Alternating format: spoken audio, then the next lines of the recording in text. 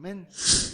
La semana pasada estuvimos hablando acerca de la paciencia de Dios. Hablábamos que la paciencia de Dios es uno de los atributos que Él tiene. Pero también decíamos y hablábamos acerca de la paciencia de Dios para su pueblo Israel. Y mirábamos todo el proceso desde Adán y Eva hasta el tiempo en el que entró en escena el último de los profetas, el profeta Malaquías. Luego vemos cómo Dios trae a escena su iglesia, y vemos cómo Dios también para con su iglesia ha tenido paciencia y aún sigue teniendo paciencia hasta el día de hoy. Amén.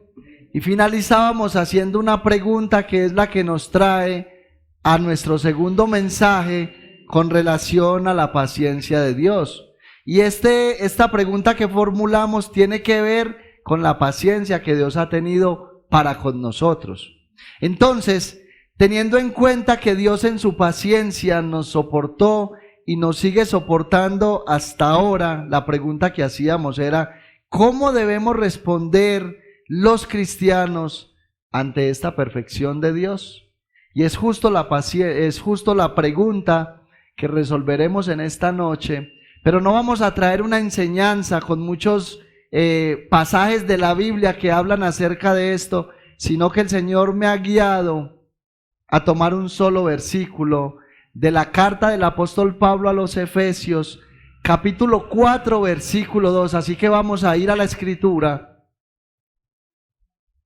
a la carta del apóstol Pablo a los Efesios, capítulo 4, versículo 2. ¿Cuántos glorifican y exaltan el nombre del Señor? Amén. Solo dos. Amén.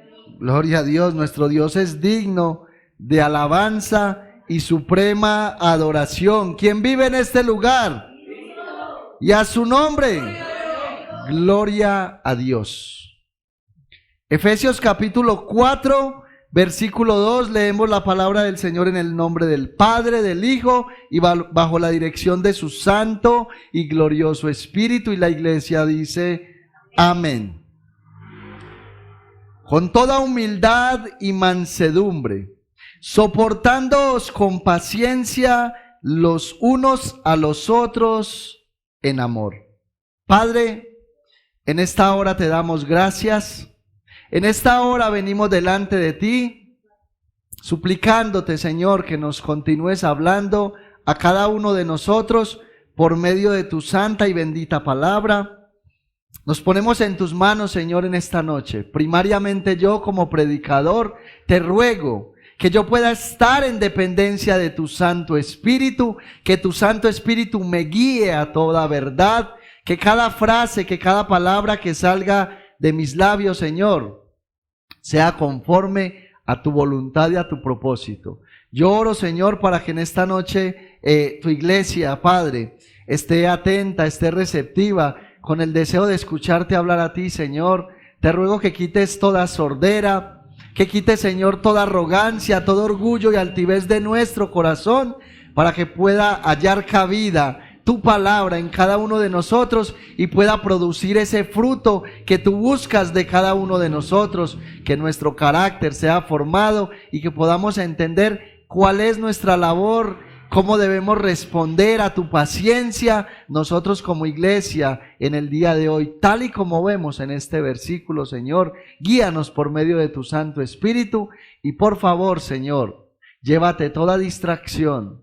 Llévate en esta noche todo sueño, todo cansancio. Sabemos, Señor, que algunos quizás estamos cansados después de un día de labores, Señor, pero necesitamos tener por encima de todo el temor y la reverencia para atenderte como tú lo mereces, Señor. Reprende toda obra del diablo en el nombre de Jesús. Amén y amén. Gloria a Dios. El título que le hemos dado a este mensaje es: soportémonos los unos a los otros con paciencia. Soportémonos los unos a los otros con paciencia. Antes de entrar en materia, para responder esta pregunta que hemos formulado en esta noche, es bueno que en primer lugar nosotros entendamos que la paciencia de Dios es uno de esos atributos comunicables.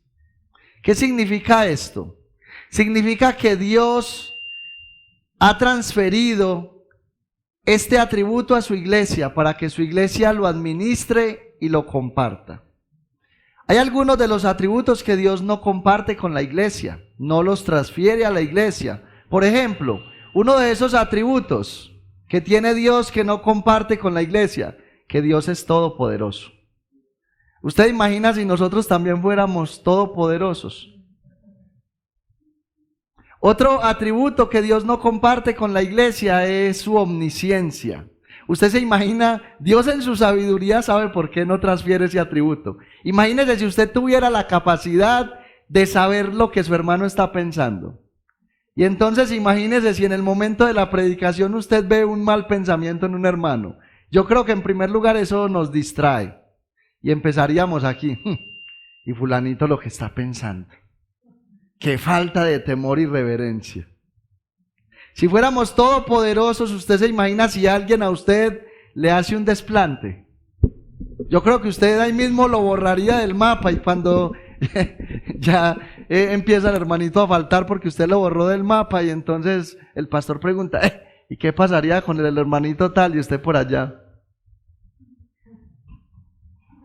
Entonces hay algunos atributos que Dios no transfiere a la iglesia, pero la paciencia sí. Nos ha dado paciencia a nosotros para que administremos este don que Él nos ha dado y lo pongamos en práctica para beneficio de la iglesia. Escuche, la paciencia es un fruto del Espíritu Santo y debe estar en nosotros. ¿En quiénes nosotros? En todos los que digamos ser iglesia.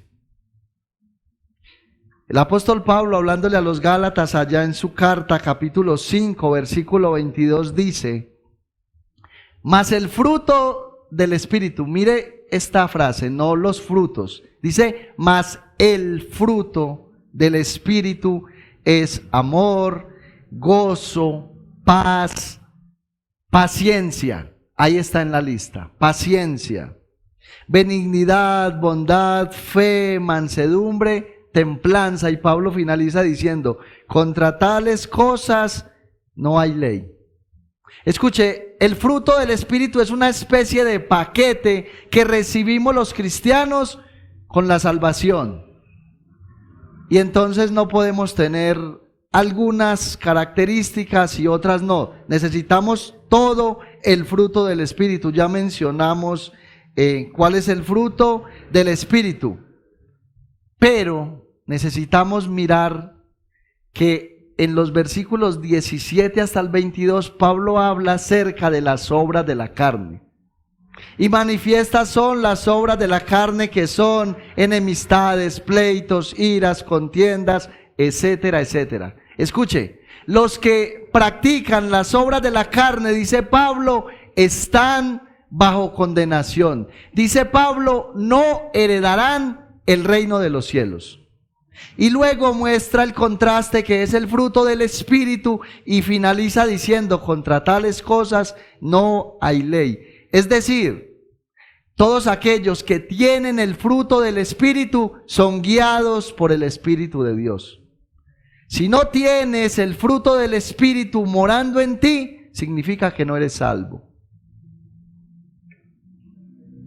Ahora, ¿qué vemos nosotros en el versículo 1 de este capítulo 4 de esta carta a los Efesios? Vemos que el soportarnos con paciencia manifiesta que verdaderamente somos cristianos. Manifiesta que verdaderamente somos cristianos. En el versículo 2 manifiesta que somos mansos y humildes. O sea, que estamos siguiendo el ejemplo de Jesús. En el Sermón del Monte Jesús dijo, sean mansos y humildes de corazón. En el versículo 3 manifiesta que estamos velando por guardar la unidad del Espíritu en la iglesia de Cristo. Cuando velamos por guardar la unidad de la iglesia, mostramos un amor hacia Cristo y la iglesia. El llamado de Dios para nosotros como iglesia es que guardemos la unidad del Espíritu. Y entonces cuando nosotros velamos por guardar la unidad de la iglesia, mostramos un amor hacia Cristo y hacia la iglesia también. Ahora, el versículo 4, cuando nosotros, recuerde que estamos hablando en el contexto de de soportarnos con paciencia. Entonces, en el versículo 4, esto manifiesta que no tenemos una falsa esperanza. Escuche lo que le voy a decir. Si usted es un chismoso dentro de la iglesia, si usted es una persona egoísta, contenciosa, arrogante, usted está cultivando una falsa esperanza. Si usted dentro de la iglesia es chismoso, arrogante, contencioso, peleón, y no está luchando por guardar la unidad de la iglesia, usted no es salvo. Usted está guardando una falsa esperanza. Entonces, esto significa que usted no es salvo. En el versículo 5 y 6 manifiesta que tenemos a Dios como nuestra máxima autoridad. Escuche, eso no es una sugerencia. Pablo no nos está diciendo, si usted quiere, soporte con paciencia a sus hermanos. No, es un mandato de Dios por medio del apóstol Pablo. Entonces, cuando obedecemos a este mandato, manifestamos que tenemos a Dios como nuestra máxima autoridad. Eso es lo que podemos ver del versículo 1 al versículo 6. Ahora, como tomamos el versículo 2, que quiero que lo volvamos a leer para que entremos en materia, Pablo nos dice, con toda humildad y mansedumbre, soportándoos con paciencia los unos a los otros en amor. Ese es el versículo que vamos a mirar en esta noche. Ahora, ¿qué significa en este texto la palabra soportar? ¿Qué significa? Porque no podemos, es que ese hermanito no lo soporto, es insoportable, pero yo lo soporto pues porque soy cristiano. No, ese no es el sentido de esta palabra soportar. ¿Qué significa entonces esta palabra soportar? Significa apoyar, significa sostener, significa aguantar el peso de la carga del hermano para que no se caiga. Así como un automóvil, su motor necesita un soporte para que el motor no se caiga porque es muy pesado.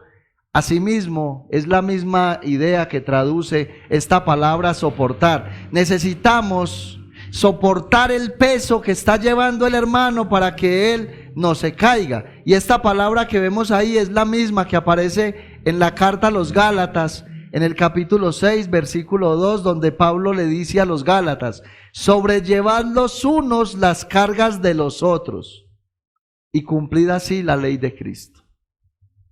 Sobrellevad los unos las cargas de los otros. Qué bonito se ve, ¿cierto? Qué bonito suena. Pero esto hay que llevarlo a la práctica, mis hermanos. Esto tiene que ir a la práctica. Cada problema, cada lucha, cada necesidad que se presente en la vida de mi hermano, debo tomarla como mía propia. ¿Sí entendió bien esto? Cada problema, cada dificultad, cada necesidad que se presente en la vida de mi hermano, debo tomarlo como si fuera mío. Esa carga debo hacerla mía propia. Cuando nosotros venimos a Cristo en arrepentimiento y fe y nos convertimos a Él, nos damos cuenta que la vida cristiana no es color de rosa. Esto no es como muchos lo pintan. Usted viene a Cristo y se acaban sus problemas. Usted viene a Cristo y se acaba la escasez, la pobreza, y usted se convierte en el hombre más rico. Bueno, es verdad. Espiritualmente hablando, emocionalmente hablando, nosotros somos los más ricos del universo. Pero aquí en la tierra probablemente no vamos a tener nada de lo que en muchos lugares prometen. Es todo lo contrario. Escuche esto. Tenemos aflicciones por momentos. ¿Amén o no amén? Tenemos escasez por momentos. ¿Amén o no amén? Qué juiciosos, a una sola voz están respondiendo. Tenemos enfermedad por momentos. Bueno, a veces en realidad esos momentos son demasiado largos. Y si no, mire el caso de la hermana Elizabeth. Una enfermedad que ha sido para ella bastante larga, ha sido difícil. Empiece a evaluar lo que hemos hablado hasta ahora en base solamente a la hermana. Y ahora piense que es en base a toda la iglesia. Pero, sin embargo, en todos esos momentos, Dios está con nosotros. Él es nuestro máximo soporte. Él es nuestro castillo fuerte. Él es la roca firme de nuestra salvación. Él nos sostiene a nosotros. Amén. Él es quien nos sostiene. Él quiere que nosotros también nos sostengamos los unos a los otros. Él quiere que nosotros seamos ese soporte para sostener a nuestros hermanos en la iglesia. Pero para eso nosotros necesitamos el amor.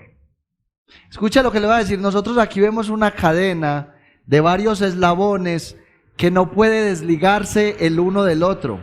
O sea, para nosotros poder sostener a nuestro hermano, para poder soportar el peso de nuestros hermanos en la iglesia, necesitamos el amor. Pero el amor, el cual está hablando Pablo aquí, no es ese amor filial. No es ese amor de que, ay, es que es mi esposa y yo amo mucho a mi esposa. No es el amor por la mamá, por el hijo, por el compañero de trabajo, no. Es el amor ágape. El amor ágape es ese amor que sale directamente de las entrañas del corazón. El amor ágape fue el que llevó a Dios el Padre a entregar a su único Hijo amado en la cruz por pecadores merecedores del infierno. Ese es el amor que nosotros necesitamos, el amor que viene de Dios para poder soportar a nuestros hermanos. El amor filial no alcanza, mis hermanos. No alcanza para soportar a nuestros hermanos. Escuche, ese amor es uno de los atributos de la divinidad y el Señor mismo lo ha transferido a la iglesia para que lo compartan entre sí. Este es otro de los atributos de Dios, el amor. Y Dios también lo ha dado a la iglesia. ¿Para qué? Para que lo compartamos entre nosotros. Necesitamos ese amor ágape aquí en esta iglesia de Zamora. Mire lo que dice, escuche, y la verdad me llamó bastante la atención.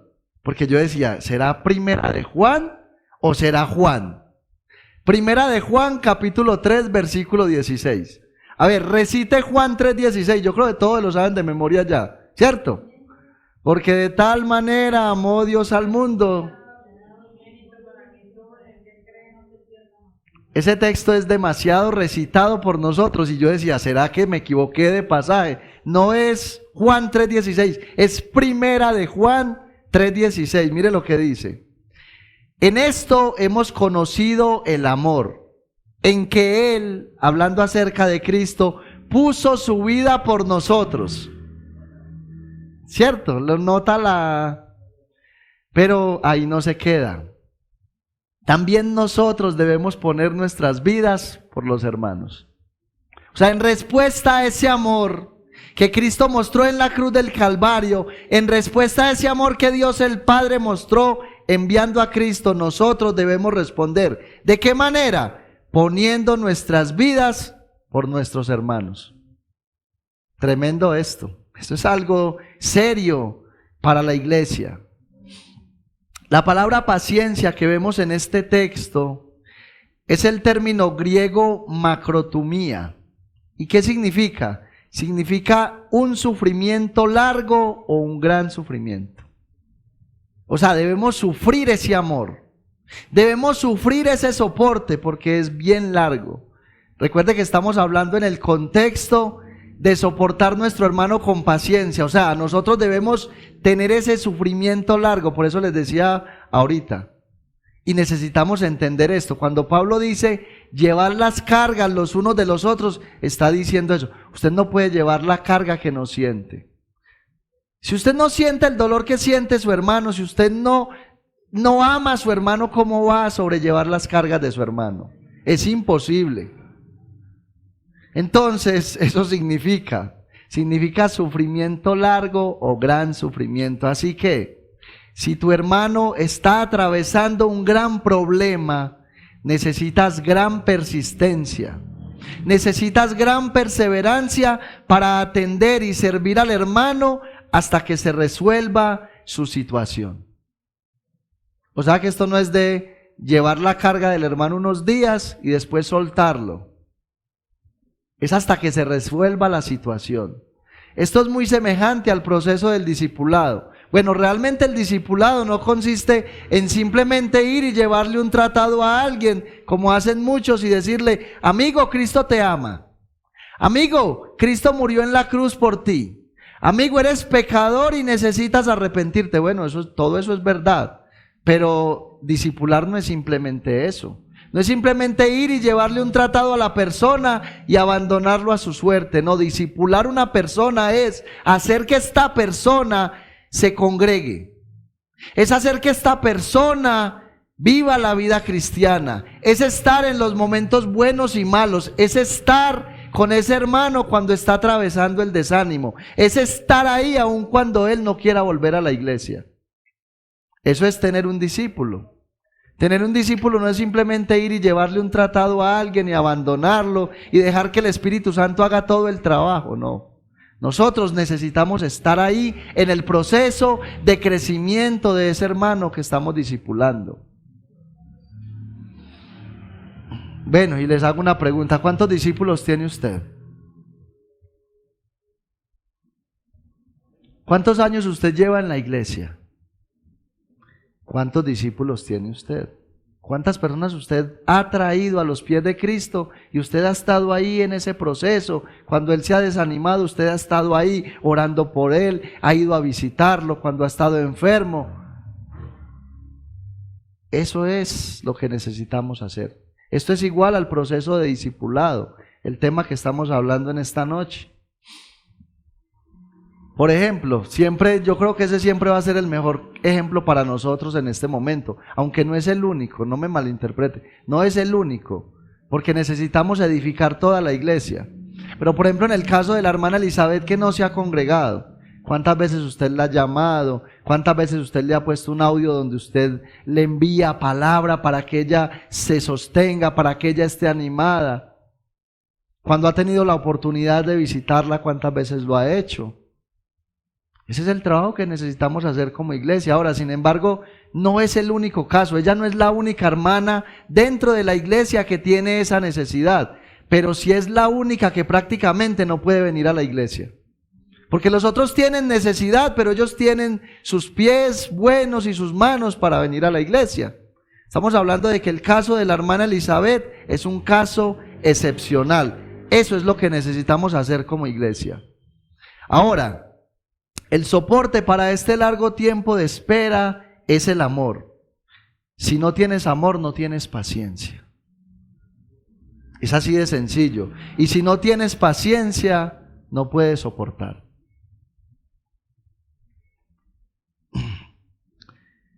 Pero vemos otros dos ingredientes en este pasaje que también necesitamos para llevar a cabo este trabajo como iglesia. Vemos la humildad y la mansedumbre.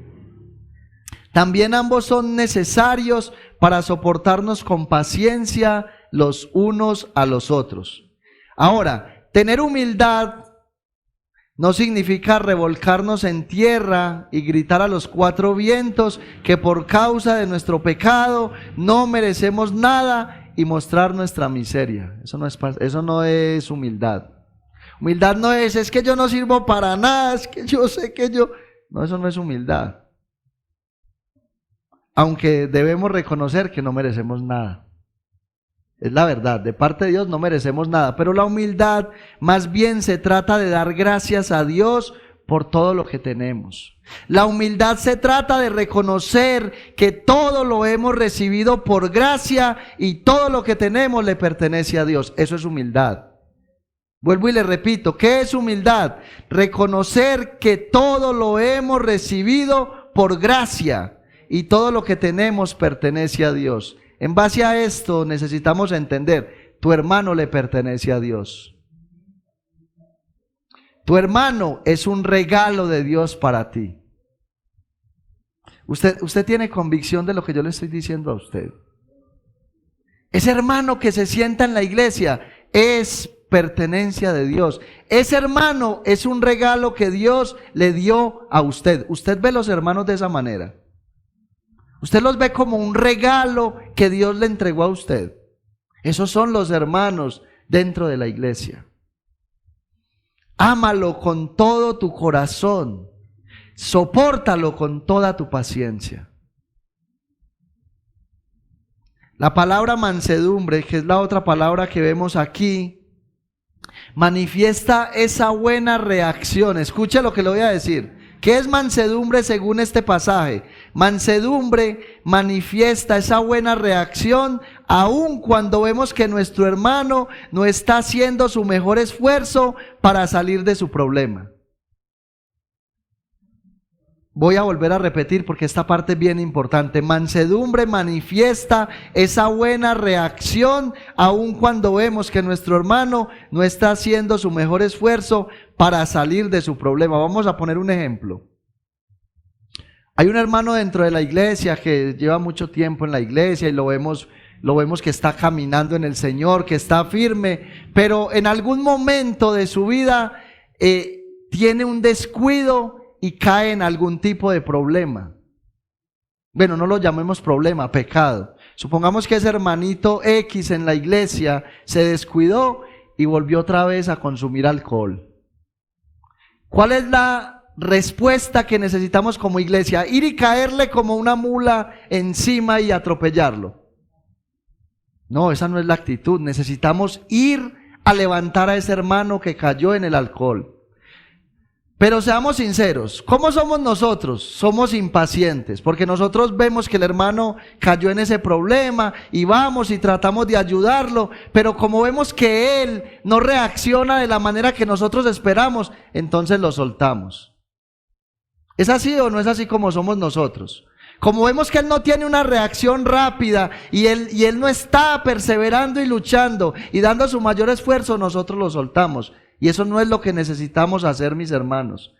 Por eso necesitamos la paciencia de Dios. ¿Qué necesitamos hacer? Mantenernos firmes en una buena actitud hacia Él hasta ayudarlo a salir victorioso. Eso es lo que hay que hacer. Entonces muchos, ¿qué hacen? Llegan y empiezan los primeros días, están pendientes de ese hermano, orando por él, van hasta la casa, lo traen al culto y aquí lo abrazan y bueno. Pero como él no tiene una reacción rápida, como él no está esforzándose como uno quisiera, entonces más de uno dice, no, eso es un carnal, eso es un maleado, eso es un hijo del diablo. Y muchos hasta hacen lo que hizo Pablo, se lo entrego a Satanás para que... Mire lo que dice Pablo hablándole a los Gálatas, capítulo 6, versículo 1. Hermanos, si alguno fuere sorprendido en alguna falta, vosotros que sois espirituales, y mire esta palabra que él dice, restauradle. ¿Cómo, Pablo? Con espíritu de mansedumbre.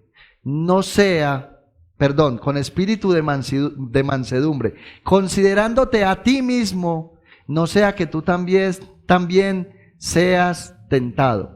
Enfoquémonos en esta frase restaurar. ¿Cuánto tiempo lleva una restauración de una persona? ¿Cuánto tiempo puede llevar? Puede llevar días, puede llevar meses, puede llevar años. Y hay que estar ahí en ese proceso. ¿Cómo? Con espíritu de mansedumbre. Hay que tener siempre esa buena actitud, esa buena conducta. Ahora, hay personas que se acercan a uno y vienen a uno, hermano, tengo y este problema, ayúdeme en oración, y uno está ahí pendiente. Uno le habla, hermano, ¿cómo va? No, hermano, ahí vamos, hermano, venga. Y uno empieza a orar y uno empieza a aconsejarlo, a animarlo para que se congregue, para que luche para salir del problema. Y hay momentos que uno ve que esa persona no está haciendo lo que tiene que hacer y entonces a veces uno también tiene que hablarle duro. Pero ese hablarle duro no es con enojo, no es mostrándole que yo soy una persona prepotente, no. Es hablarle duro, o sea, palabras duras pero mansas. Por ejemplo, mi hermano, tenga cuidado mi hermano, porque usted no sabe el día que usted se vaya a morir. Eso es hablar duro, pero es hablar con amor y mansedumbre. No es como muchos que, es que usted no, es que se les nota esa arrogancia, esa prepotencia, y más bien que ser personas que hablan, que actúan con mansedumbre para ayudar a una persona, son personas que más fácil los ayudan a hundirse más en el problema. Y Pablo está diciendo, hágalo con mansedumbre, o sea, considérese a usted mismo. ¿Por qué? Porque usted también puede ser tentado. Yo le pregunto, si usted el día de mañana llegase a caer en un problema bien grande, ¿cómo le gustaría a usted que actuaran los hermanos con usted? ¿Le gustaría tener una cuchilla ahí? ¿O le gustaría tener ese hermano que está ahí con paciencia, con amor, con mansedumbre, que siempre lo está intentando ayudar a salir? Eso es lo que necesitamos en esta iglesia. Pero seamos sinceros, nosotros sí actuamos así. Para empezar, verdaderamente usted sí al menos ora por todos sus hermanos. Bueno, voy a ir un poquito más allá. ¿Usted de pronto alguna vez ha hecho la lista de todos los que se congregan en esta iglesia? Y ha empezado a orar de manera personal por cada uno de ellos. Y específicamente si conoce algún problema, ha orado por ese problema como tal. Eso es lo que necesitamos, mis hermanos. Ahora, este pasaje que nosotros miramos aquí, no solamente necesitamos mirarlo desde este punto de vista, también necesitamos aplicarlo en los diversos conflictos y situaciones que se presentan en la iglesia. Porque seamos sinceros, en esta iglesia se presentan conflictos entre hermanos. En todas las iglesias eso suele pasar. Hay roces, hay conflictos entre los hermanos. Si eso no fuera así, entonces Pablo no hubiese escrito todas las cartas que escribió para animar la iglesia y ayudarla a salir de esos conflictos. Ahora, yo le digo algo. Hay muchas personas que se van de las iglesias porque ven algunos conflictos y dicen, no, es que uno sale de la iglesia tradicional buscando una iglesia cristiana para tener paz, pero uno llega a una iglesia y uno ve conflictos y más bien uno termina por salir.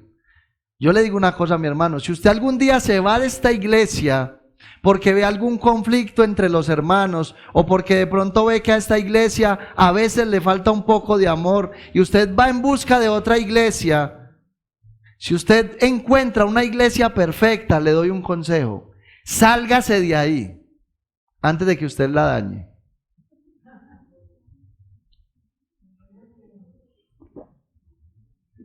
Es mejor que salga porque usted la daña, mi hermano. La dañamos si la encontramos. Si encontramos esa iglesia perfecta, la dañamos.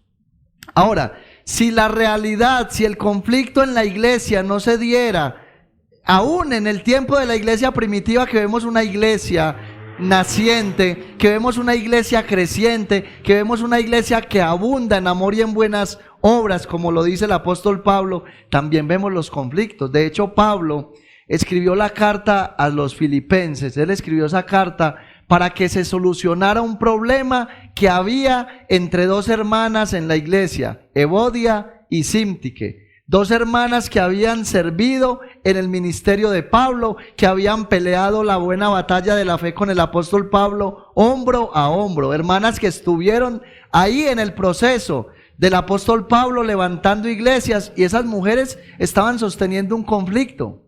No sabemos cuánto tiempo llevaba ese conflicto, pero ese conflicto estaba alcanzando a algunos hermanos de la iglesia y estaba causando división.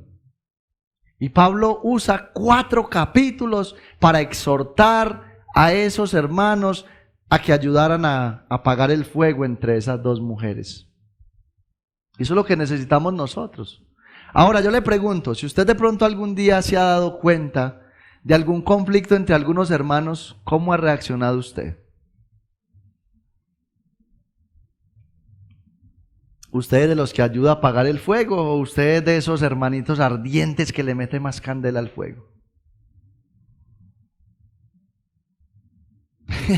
Tremendo, ¿cierto? Eso es lo que suele pasar muchas veces. Que a veces se nos acerca un hermano y vemos que de pronto tiene una mala actitud con el hermano y de pronto no nos gustamos mucho tampoco del hermano y nos acercamos, hermana, no le vuelva a hablar. No le vuelva a hablar, que esa hermana es difícil, esa hermana es arrogante, y empezamos a sacar lo malo del hermano. Y de hecho no solamente evitamos que el hermano se restaure, sino que nosotros también empezamos a sostener ese conflicto interno, a traer toda esa basura al corazón. ¿Y cómo termina la iglesia? Dividida, fría. Ya no hay fuego, ya no hay fervor, ya no hay paz, ya no hay pasión, ya la alabanza no se mueve, el Espíritu de Dios no puede obrar con libertad, ya hay una barrera para escuchar el mensaje, la predicación, y por eso uno ve que no solamente hay uno o dos afectados dentro de la iglesia. Escuche, esos problemas afectan a toda la iglesia. No afecta a uno o dos nomás, afecta a toda la iglesia. ¿Qué necesitamos tener siempre en mente para soportar a nuestros hermanos con paciencia en medio del conflicto? ¿Qué necesitamos? Bueno, necesitamos tener en cuenta algunas cosas. ¿Cuáles? En primer lugar, necesitas saber que tu hermano en Cristo, al igual que tú, es un pecador salvado por gracia y comprado a precio de sangre. ¿Quiere saber quién es su hermano? Es un pecador salvado por gracia y comprado a precio de sangre, lo mismo que usted. ¿Qué otras cosas necesitas saber? Necesitas saber que tu hermano es un diamante en bruto. ¿Ustedes saben qué es un diamante en bruto? Bueno, si no saben, les dejo esa tarea para que busquen en internet. Necesitas saber que tu hermano es un diamante en bruto, al cual Dios quiere darle forma para hacer una pieza preciosa y por medio de él bendecirte a ti y al resto de la iglesia. Ese hermano que usted ve ahí, que de pronto usted no le ve como iniciativa, no le ve como arranque, ese hermano que de pronto usted no ve que es muy sociable, que de pronto usted a veces lo va a saludar y de pronto usted ve que él como que pone una barrera, como que usted dice, es que es muy difícil, como que usted a veces dice, Señor, llévatelo para no mandátelo. Entienda, mi hermano, ese hermano que usted de pronto no siente como ese amor por él, hay que amarlo, hay que amarlo. Y hay que tener en cuenta que es un diamante en bruto, mi hermano, que Dios quiere formar una pieza preciosa de él para bendecirlo a usted y bendecir toda la iglesia. Nosotros hoy no vemos, quizás vemos a alguien ahí apático, frío, indiferente, pero en unos años puede ser el pastor de la iglesia. En unos años puede ser un instrumento para que su mamá o su papá venga a los pies de Cristo. Es que ese es el Dios de la Biblia, por eso necesitamos conservar todo esto, porque cada hermano dentro de la iglesia vale más de lo que usted se imagina. Por eso cuando usted vea que alguien no está caminando con el Señor con rectitud, cuando usted ve a alguien desanimado, pídale a Dios un corazón que se duela y llore por él. ¿Sabe por qué? Porque es un diamante en bruto que Dios quiere formar. Es eso lo que necesitamos entender, mis hermanos. ¿Qué más necesitamos entender? Necesitas saber que tu hermano es una vasija de barro, que por causa de su debilidad se puede romper fácilmente.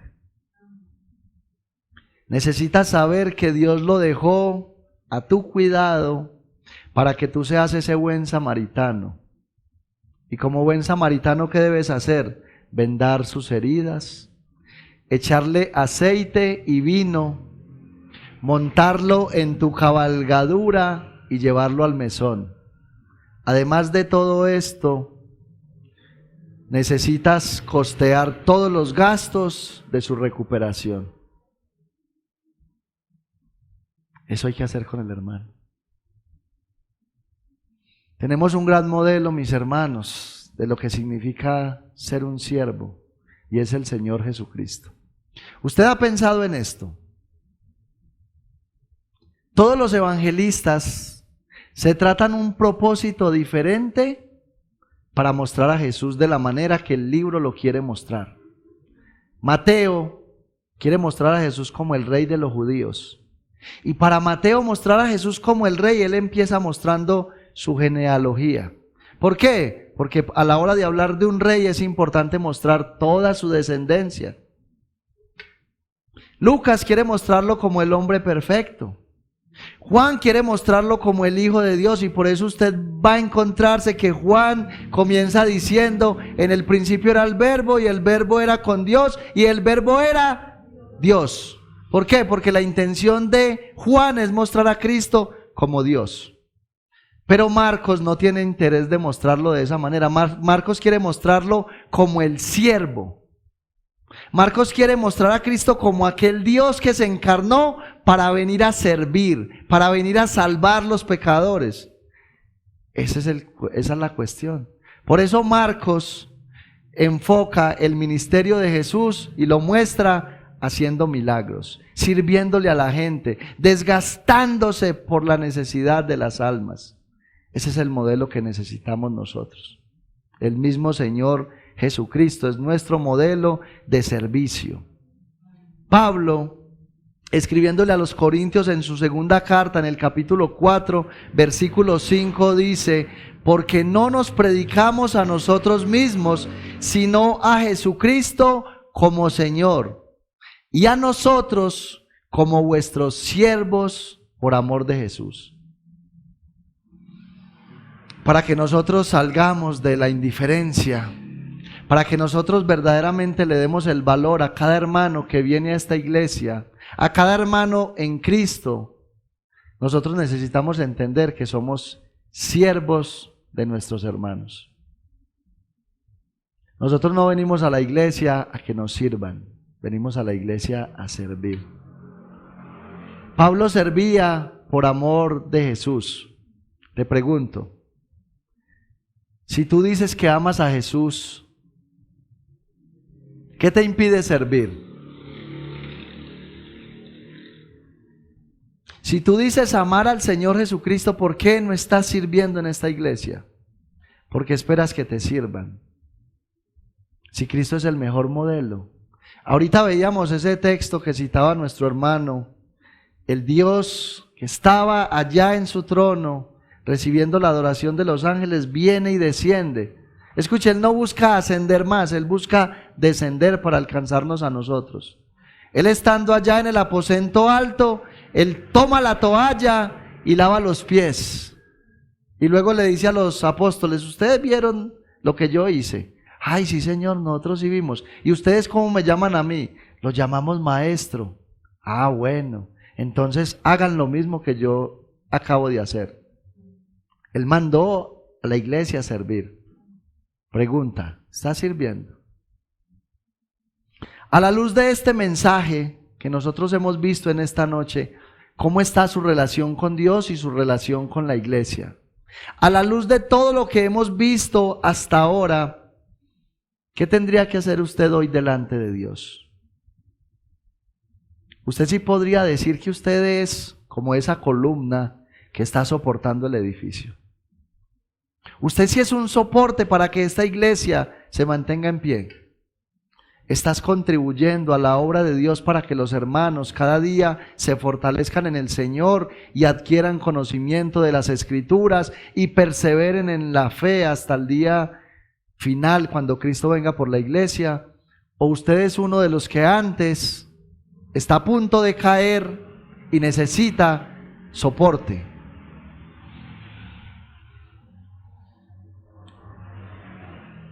Necesitamos meditar en este mensaje, necesitamos reflexionar en este mensaje. Recuerde que la base de este mensaje es que usted y yo miremos cuánta paciencia ha tenido Dios con nosotros hasta hoy. Cuánta paciencia Dios nos ha tenido a usted y a mí hasta el día de hoy. Pero esa paciencia que Dios nos ha tenido a nosotros, necesitamos llevarla a la práctica para con nuestros hermanos en la fe. Necesitamos quien sirva en esta iglesia.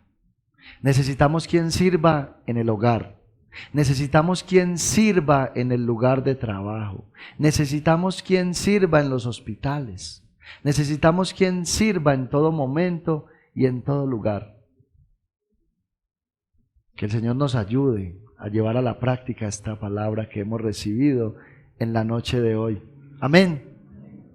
Que el nombre de Cristo sea exaltado y glorificado y que nosotros podamos vivir para la gloria y alabanza de su santo nombre. Vamos a orar.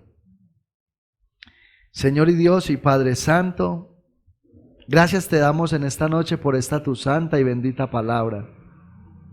Qué bueno eres, Señor. Qué grande amor, compasión, misericordia, paciencia has tenido para con nosotros hasta el día de hoy. Gracias te damos, Señor, porque tu palabra siempre llega a nuestro corazón en el momento que más lo necesitamos. Ayúdanos a ver la necesidad de cada hermano, de cada hermana en nuestra iglesia local. Ayúdanos, Señor, a hacer ese soporte, a ser esa columna que resiste el peso del edificio, Señor. Ayúdanos a apartar nuestro corazón de aquellas cosas que antes dañan la iglesia. Ayúdanos a apartar nuestro corazón de aquellas cosas que antes traen maleficio a la iglesia, como lo es el chisme, la murmuración, la arrogancia, los pleitos, las contiendas, los celos, las iras. Señor, ayúdanos a evaluar en cómo estamos viviendo delante de ti. Ayúdanos a evaluar el amor que tenemos por ti y por esta iglesia, Señor. Particularmente esta iglesia, aunque el enfoque debería ser toda tu iglesia a nivel universal, pero enfocándonos en esta iglesia, Señor, ayúdanos a meditar verdaderamente si al menos, evaluando lo que el predicador dijo en esta noche, si al menos sí tenemos una lista de todos los que se congregan en esta iglesia, tanto los que consideramos nuestros hermanos en Cristo, como aquellos que aún creemos que no han venido a Cristo en arrepentimiento y fe. Ayúdanos a evaluarnos cómo es nuestra vida de oración para con ellos. Ayúdanos a evaluarnos, Señor, a la luz de tu palabra, cuando se terminan los cultos, si nos estamos acercando a los hermanos para intentar conocernos con ellos, para dialogar, para mirar sus problemáticas y así poder contribuir, Señor, para llevar las cargas que ellos están llevando. Señor, ayúdanos a mirarnos en relación con aquellos que están enfermos. Si estamos verdaderamente orando y clamando para que tú los sanes, o si simplemente, Señor, somos como loros que repiten una oración. Esos hermanos que sabemos que están pasando por necesidades económicas, Señor, si estamos contribuyendo a la canasta para que ellos puedan de alguna manera ser suplidas las necesidades que tienen. Por favor, ayúdanos, Señor. Ayúdanos a dejar la indiferencia, Padre. Ayúdanos, Señor, a dejar la frialdad. Ayúdanos a mirar la paciencia que tú has tenido con nosotros hasta ahora. Paciencia que duró hasta el día que Cristo vino a nuestra vida y nos mostró su obra gloriosa de la cruz. Paciencia que tuviste hasta que tu Santo Espíritu nos abrió los ojos y nos atrajo a Cristo en arrepentimiento y fe. Paciencia que sigues teniendo hasta ahora, porque hasta ahora pecamos, Señor, y tú nos sigues amando. Ayúdanos a amar cada uno de tus hermanos. Ayúdanos a verlo, Señor, como ese diamante en bruto que tú quieres moldear. Ayúdanos a verlo como esa vasija de barro frágil que se quiebra, Señor. Ayúdanos, cuando alguno de nuestros hermanos sea sorprendido en una falta, a ser yo ese hermano espiritual que busque su restauración y que sin importar cuánto tiempo demore el proceso de restauración, yo siempre pueda acercarme a él con amor, con mansedumbre, con un espíritu apacible, Señor. Ayúdanos como iglesia, Señor, a seguir adelante, avanzando y creciendo cada día, para que el reino de los cielos se pueda seguir extendiendo, Padre. Bendice, Señor, esta iglesia local. Bendice el pastor, su esposa, esa pareja ministerial que has puesto en este lugar. Ayúdanos también a entender que ellos también necesitan que nosotros seamos ese soporte para ellos. Que no solamente oremos por ellos, Señor, sino que también nos acerquemos a ellos, a darles gracias de vez en cuando por su cuidado por nosotros. Ayudarlos, Señor, con esas cargas que ellos también llevan a diario. Ayúdanos a entender que ellos no son robots, no son superhéroes, son hombres y mujeres de carne y hueso que necesitan que a veces les alentemos a través de palabras. Gracias te doy, Señor, en esta noche. Ahora que este pueblo sale de este lugar, llévalo en paz, en seguridad y en tu victoria. Que esta palabra, Señor, que tú has traído, no la ignoremos ni la echemos en saco roto, sino que la cultivemos, Señor, y que esta palabra no se quede muy adentro, sino que salga a frote a nuestra vida práctica, Señor. Te lo pedimos dándote toda la gloria, la honra, la alabanza y la exaltación en el santo y poderoso nombre de Cristo Jesús. Amén y amén.